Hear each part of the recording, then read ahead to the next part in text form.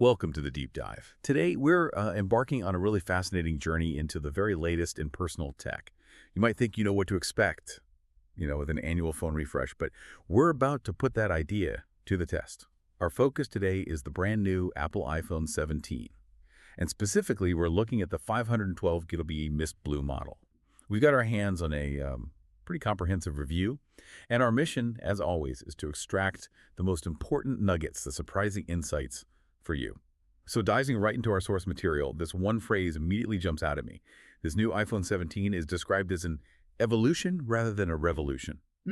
Now, for a flagship device, especially in today's market, that's a really deliberate statement, isn't it? It really is, It yeah. doesn't feel casual. For Apple, that phrasing feels incredibly strategic. What's the thinking behind leaning into refinement now when, the tech world often demands those big show-stopping features? That's a brilliant observation, actually. When a product, especially from Apple, gets called an evolution, it signals a kind of mature stage in its development. It's less about reinventing the wheel, like you said, and more about polishing that wheel until it's, well, perfect. For the iPhone 17, this suggests Apple is really doubling down on optimizing the user experience, making everything smoother, more intuitive, reliably impeccable. In a market where, let's be honest, some innovations can feel a bit half-baked or add new problems. Right. Perfecting those existing features, making those hundreds of little daily interactions just flow flawlessly, that can deliver more lasting value to you, the user, than some radical, maybe less polished change. It's probably a strategic pivot, maybe acknowledging that the revolutionary feature space is a bit crowded, Interesting. and instead focusing on just unwavering quality and, seamless integration. It says they're confident in their core thing. That's a really interesting distinction. So, okay, if it's about subtle perfection, how does that actually play out day to day? We're digging into these excerpts from iPhone 17, polished performance in Mist Blue, to really get a handle on how much Apple has refined things here. Okay, let's unpack this, starting with something immediate, what you first see and feel. The review immediately highlights this new Mist Blue finish. It sounds really captivating. Our source describes it as soft, sophisticated, and calming, and notes it feels less like a trendy color and more like one that will stand the test of time. Yeah. That's quite a claim, isn't it? In an industry known for fast fashion, why focus on aesthetic longevity now? What does that tell us? It's subtle, but it's significant. I mean, in an era where devices can feel a bit disposable, Beverly. aiming for something timeless aesthetically, it subtly shifts how you might perceive it. Maybe less trend, more enduring investment. It's part of that bigger conversation about sustainability, maybe even user retention. If you love how your phone looks and feels for years, maybe you're less tempted to upgrade just for looks. That makes sense. And it ties right into Apple's reputation for, precision build quality. The review mentions solid, seamless edges, a reassuring weight. These aren't just random details. They contribute to that haptic feedback, the actual feel of using it. Yeah, it feels in your hand. Exactly. That physical sensation often subconsciously tells you about its reliability, its worth.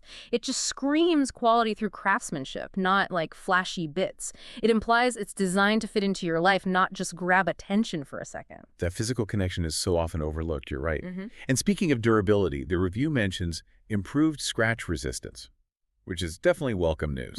Now, obviously, we're not saying ditch the case. That's always smart. Definitely not. But that extra bit of resilience, even for those minor bumps and, key scratches we all get, Yeah. that impacts your daily peace of mind.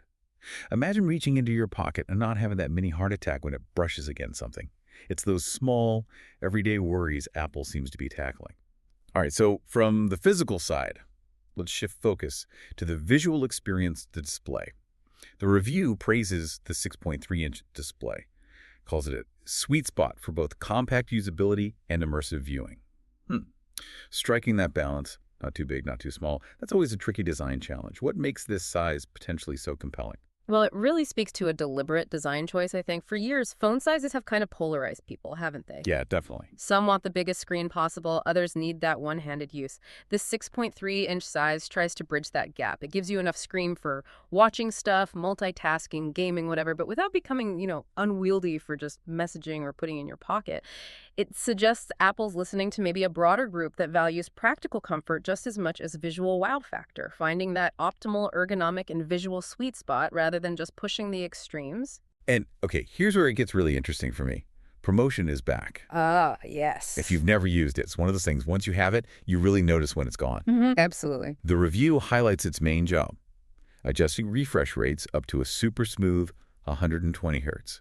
Makes scrolling, animations, transitions feel silky smooth. Mm. What's the actual impact of ProMotion day to day? Why is that smoothness so key to a premium feel? The impact is immediate, and it's everywhere. Even if you can't quite put your finger on why it feels better, just think about how much scrolling we do. Social feeds, articles, photos. Instantly. With ProMotion, every single one of those actions becomes this seamless glide, not a series of tiny little jumps. It actually reduces eye strain, makes things feel more responsive, creates a more engaging, almost tactile connection with what's on screen. And if you edit photos or play games, that instant responsiveness, that lack of lag, it's huge. Right. Plus, the review emphasizes that colors are vibrant without appearing overblown, and HDR content really pops with a sense of depth and realism. Okay, HDR. High dynamic range. It basically means the screen shows a much wider range of light and shadow. So images, videos, they look incredibly lifelike. Deep blacks, bright whites, they almost jump off the screen. It's not just about speed, it's about creating this really immersive, effortless visual experience. And that definitely contributes to that overall premium feeling we keep talking about. It helps make the phone feel like it's working with you. From those great visuals, let's move to what many consider the real beating heart of the phone, Yeah. performance. Our source tells us the iPhone 17 uses Apple's new A19 chip. And, true to form, it delivers lightning-fast performance and remarkable efficiency. Strong words, but what does lightning-fast and remarkable efficiency actually mean when it's in your pocket? For you, the user, it means those little frustrations you might get with an older phone. They just Yeah. disappear. Mm-hmm. Imagine opening multiple apps, maps, browser messages, boom, boom, boom, no hesitation at all. Multitasking is genuinely seamless. Switching between, say, a heavy game and your email, it just happens. No stutter, no pause. It's that feeling of instantaneous response, like the phone's always ready before you even finish tapping. Demanding games run super smoothly, high frame rates, detailed graphics. Mobile gaming feels almost console-like. This chip basically handles anything you throw at it without breaking a sweat. And what's fascinating here, and often the biggest challenge with chips, Yeah. is getting all that power without draining the battery too aggressively. Yeah. Usually, more power equals more battery drain. Right, the trade-off. Exactly. But the review credits this balance to iOS's optimization, that really tight integration between Apple's own hardware and their software.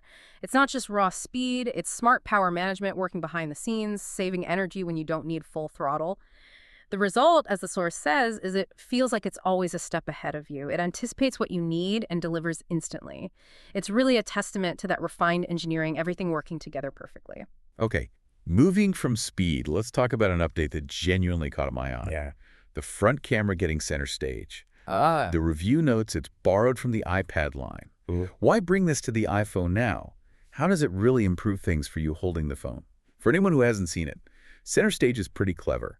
It uses the ultra-wide front camera to automatically keep you and anyone else with you perfectly centered. Mm-hmm. So if you move around during a home time call or a friend joins the shot, the camera just smoothly pans and zooms to keep everyone in view. The review calls it natural and clever, like having your own little camera operator, but without any fuss. That natural and clever part is absolutely key. In this world where we do so much on video work calls, family chats, just hanging out virtually, All the time. center stage really transforms that experience. You're not glued to one spot anymore, worried about being cut off. It lets you be more dynamic, more spontaneous, frankly, more human.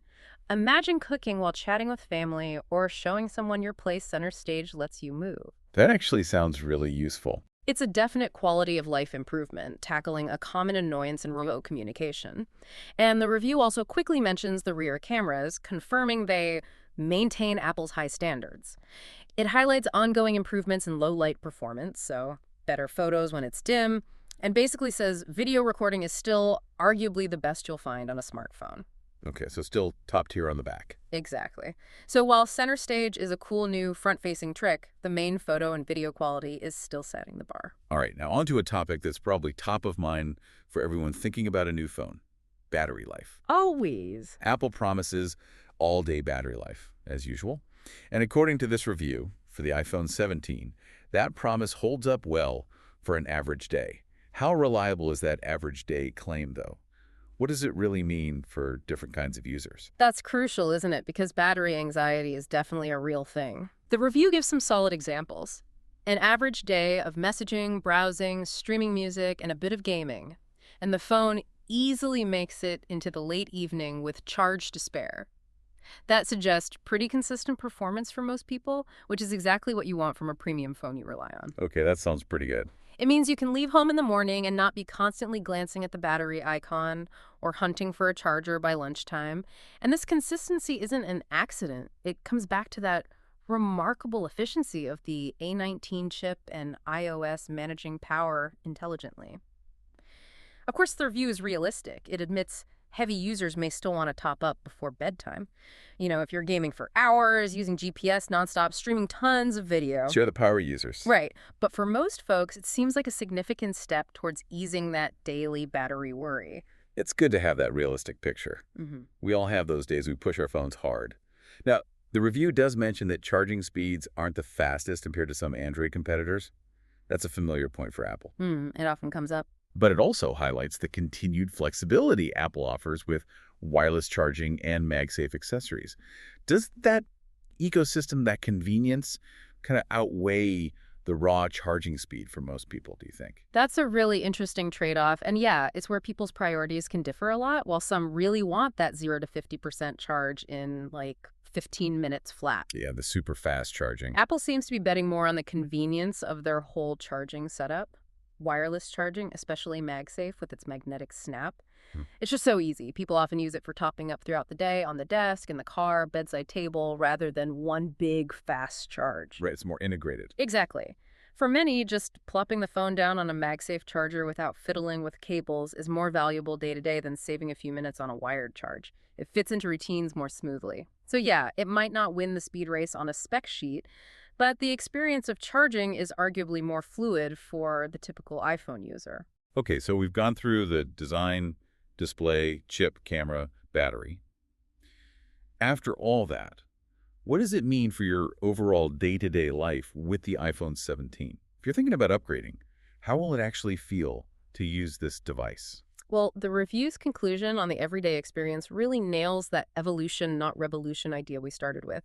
It's described as familiar yet enhanced, a carefully considered refinement, not some dramatic shift you have to relearn. So comfortable but better. Exactly. It's not about novelty just because. It's about perfecting that core experience, making every interaction smoother, more reliable, more intuitive. And that translates into a phone that just works better plain and simple without you having to figure out complex new features. The review makes it an easy recommendation for anyone wanting a dependable premium phone, mostly because of that combination. The powerful chip, the smarter camera, features like center stage, the durable, nice design. It's the kind of phone that sort of fades into the background because it just does its job exceptionally well, letting you focus on what you're doing, not on the phone itself. And for those of us who accumulate digital stuff like crazy, definitely me, it's worth mentioning that generous 512 gigabytes of storage. Yeah, that's a lot. Our source confirms you're unlikely to run out of space anytime soon. That's perfect if you have huge photo libraries, shoot a lot of video, or use big apps. It's another piece of that long-term, stress-free usage idea. Absolutely. And to wrap up with the review's final verdict, it repeats that the iPhone 17 isn't about radical reinvention, it's about perfecting the details. Which brings us right back to where we started. It's about those specific polished bits. The beautiful mist blue finish that feels premium and lasting, the superb display with ProMotion making everything just glide, the class-leading performance from the A19 that feels instant, and that genuinely useful center stage feature making video calls better. The review concludes that while it may not spark the same level of excitement as some past Apple leaps, it quietly stands as one of the most polished and capable iPhones yet. It's an understated powerhouse that really excels in the moments that count. And there you have it. Our deep dive into the iPhone 17, specifically that 512 GB mist blue model, really shows a device focused on meticulous refinement over, flashy headlines. We've seen the sophisticated mist blue, the super smooth ProMotion display, the power and efficiency of the A19, and the genuinely smart utility of center stage.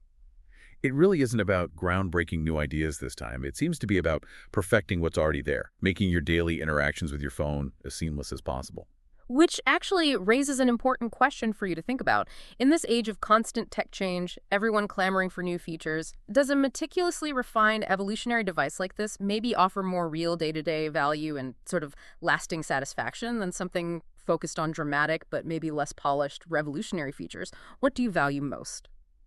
That's a fantastic thought to leave you with. In a world obsessed with leaps, how do you weigh the excitement of a revolution against the quiet confidence of perfection? What makes tech truly indispensable in your life? Thank you so much for joining us on this deep dive.